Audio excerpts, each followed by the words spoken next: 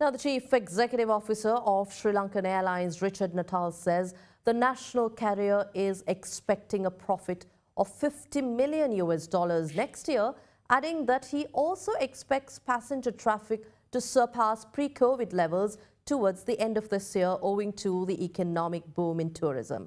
In an interview with Channel News Asia, Richard Natal mentioned that he expects a stronger outlook for next year with the country's economy returning to normalcy.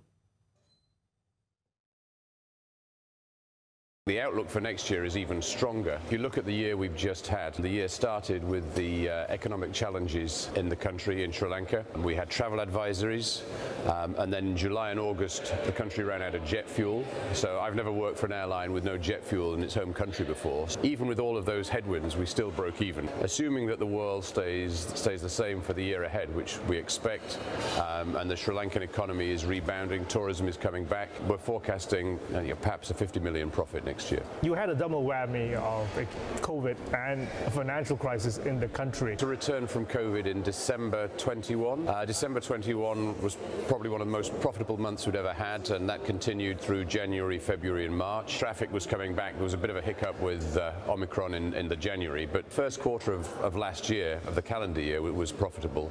And then we had the problems in the country, so it was like going through the whole thing again. But if you look where we are now, tourism is now back where it was the first quarter of last year. Is coming back. Day in, day out, we're promoting the country. I've worked for 8 airlines. I don't think I've ever worked for an airline that probably spends so much time promoting the country rather than the airline itself. Yeah, the country is looking at how to handle state-owned enterprises.